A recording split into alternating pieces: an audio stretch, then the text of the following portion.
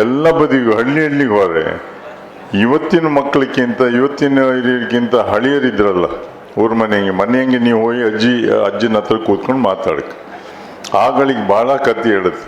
ಮತ್ತು ಮೊದಲೆಲ್ಲ ಭತ್ತ ಕುಟ್ಟೋದು ಕೈದಾಯ್ತು, ಎಲ್ಲ ಮಿಲ್ಲಿ ಕಳಿಸೋಲ್ಲ. ಈಗ ಭತ್ತ ಕುಟ್ಟು ಪದ ನಟ್ಟಿಂಗು ಮೆಷಿನಂಗೆ ನಟ್ಟಿ ಮಾಡೋದು, ಹೂಡುದು ನಡೋದು ಪೂರ ಅದರಂಗೆ ಆಯ್ತಲ್ಲ. ಅದೆಲ್ಲ ನೆನಪಾಗ ಅಂದೇಳಿ ನಾವು ಇದೊಂದು ಕುಂದಾಪುರ ಅಧ್ಯಯನ ಪೀಠ ಮಾಡಿ ಇದ್ರ ಮುಖಾಂತರ ಎಲ್ಲವನ್ನ ಕಲಿತು ಮುಂದಿನ ಪೀಳಿಗೆ ಜನರಿಗೆ ಮಕ್ಕಳಿಗೆ ಇದನ್ನು ತಿಳಿಸದೇ ಇದ್ದರೆ ಒಂದಲ್ಲ ಒಂದು ದಿವಸ ಕುಂದಾಪುರ ಕನ್ನಡವೂ ನೆನಪಾತು, ಈ ಬದಿಯಂಗೆ ಏನೇನು ಇದ್ದಿದ್ದು ಸಂಸ್ಕೃತಿ ಕಲೆ ಏನೇನಿತ್ತು ಅದಕ್ಕೂ ನೆನಪಾಪಂಥ ಪರಿಸ್ಥಿತಿ ಇತ್ತು. ಅದಕ್ಕೋಸ್ಕರ ಇದನ್ನು ಉಳಿಸೋಗೋಸ್ಕರ ನಾವು ಮಾಡ್ತಾಯಿತ್ತು. ಅದಕ್ಕೋಸ್ಕರ ನೀವು ಇದನ್ನು ಅದಕ್ಕೆ ಭಾಷೆ ಅಂದರೆ ಎಂತಂತ ಜಾನ್ ಸ್ಟುವರ್ಟ್ ಮಿಲ್ ಇಂಗ್ಲೀಷ್ನಲ್ಲಿ ಒಂದು ಮಾತನ್ನು ಹೇಳ್ತಾರೆ, language the light off mind ಅಂತ,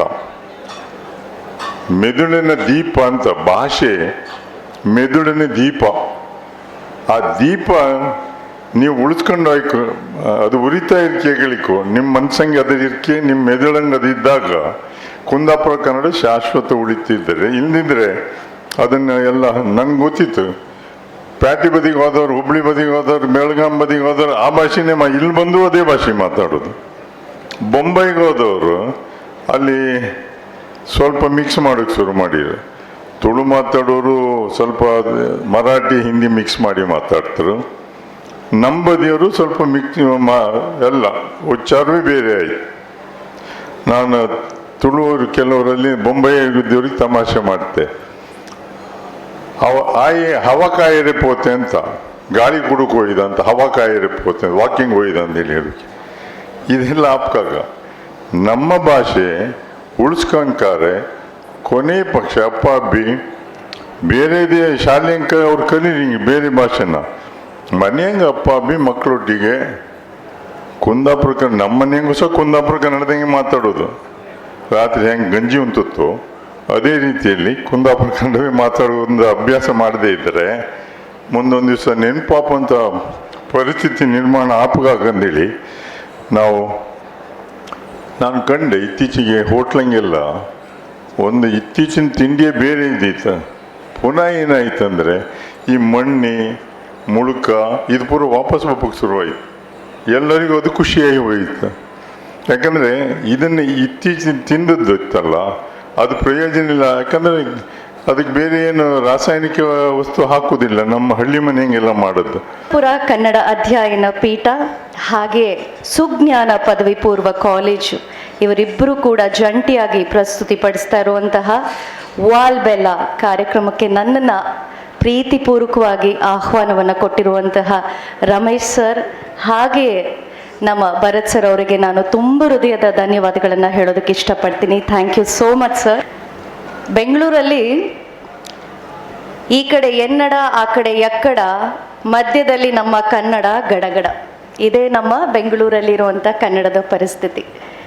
ಇಷ್ಟೊತ್ತು ಪ್ರಕಾಶ್ ಸರ್ ಮಾತಾಡ್ತಿರ್ಬೇಕಾದ್ರೆ ಎಷ್ಟು ಅದ್ಭುತವಾಗಿ ಸರ್ ನಿಜವಾಗ್ಲೂ ಕುಂದಾಪುರದ ಕನ್ನಡವನ್ನು ಕೇಳ್ತಾ ಇದ್ದರೆ ನಿಮ್ಮ ಮಾತನ್ನು ಕೇಳ್ತಾ ಕೇಳ್ತಾ ಕೇಳ್ತಾ ಇನ್ನಷ್ಟು ಕೇಳಬೇಕು ಅಂತ ಅನ್ನಿಸ್ತು. ಅಷ್ಟು ಅದ್ಭುತವಾಗಿರುವಂತಹ ಭಾಷೆಯ ಶೈಲಿ ನಮ್ಮ ಕುಂದಾಪುರ ಕನ್ನಡ. ಇಲ್ಲಿನ ಜನ, ಇಲ್ಲಿನ ಪ್ರೀತಿ, ಇಲ್ಲಿನ ಪರಿಸರ, ಇಲ್ಲಿನ ಹಾಸ್ಪಿಟಾಲಿಟಿ ನನಗೆ ತುಂಬಾ ಇಷ್ಟ. ತಂಪಾದ ಗಾಳಿ ನನ್ನನ್ನು ನಿಮ್ಮ ಕುಂದಾಪುರಕ್ಕೆ ಸ್ವಾಗತವನ್ನು ಮಾಡಿದೆ. ತುಂಬ ಖುಷಿ ಪಡ್ತೀನಿ. ಹಾಗೆ ಆದರೂ ಕೂಡ 20 ವರ್ಷದ ನನ್ನ ಪ್ರಯಾಣ ಬೇಕಾಯಿತು ನನಗೆ ಒಂದು ಬಿಗ್ ಬಾಸ್ ವೇದಿಕೆಗೆ ಹೋಗೋದಕ್ಕೆ.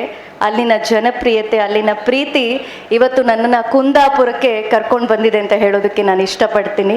ಇರಲಿ, positive or negative, you have to take everything in life. So ಹಾಗಾಗಿ ಎರಡನ್ನೂ ನಾನು ಈಕ್ವಲ್ ಆಗಿ ಸ್ವಾಗತಿಸ್ತೀನಿ, ಸ್ವೀಕರಿಸ್ತೀನಿ. ಹಾಗೆ ನಮ್ಮ ತಂದೆ ಇವತ್ತು ನನ್ನ ಜೊತೆಗಿಲ್ಲ. ಅವರು ನಮ್ಮನ್ನು ಬಿಟ್ಟು ಹೋಗಿ 2 ವರ್ಷ ಆಯಿತು. ಅವ್ರು ಯಾವಾಗಲೂ ನನಗೆ ಒಂದು 4 ಪದಗಳನ್ನು ಪ್ರತಿ ಸಲ ಹೇಳಿಸೋರು. ಏನು ಅಂದರೆ ಮಾತಾ, ಪಿತಾ, ಗುರು, ದೈವಂ. ಈ 4 ಪದಗಳನ್ನು ಯಾವಾಗಲೂ ಹೇಳಿಸೋರು. ಆದರೆ ನನಗೆ ತಂದೆ, ತಾಯಿ, ಗುರು, ದೇವರು ಇವೆಲ್ಲರ ಆಶೀರ್ವಾದ ನಮ್ಗೆ ಯಾವಾಗಲೂ ಇರಬೇಕು. ಆದರೆ ನಾವು ನಮ್ಮ ಜೀವನದಲ್ಲಿ ಯಾವಾಗಲೂ ಹೇಳ್ಕೊಳ್ಳೋದು ಒಂದೇನೆಂದರೆ ಮುಂದೆ ಗುರಿ ಇರಬೇಕು, ಹಿಂದೆ ಗುರುವಿನ ಆಶೀರ್ವಾದ ಇರಬೇಕು. ಹಾಗೆ ಇವತ್ತು ಎಲ್ಲವನ್ನ ಈ 4 ಅಂಶಗಳನ್ನು ನಾವು ಯಾವುದಾದ್ರೂ ಒಂದು ವ್ಯಕ್ತಿಯಲ್ಲಿ ನೋಡ್ತೀವಿ ಅಂತಂದ್ರೆ ಅದು ಗುರುಗಳು.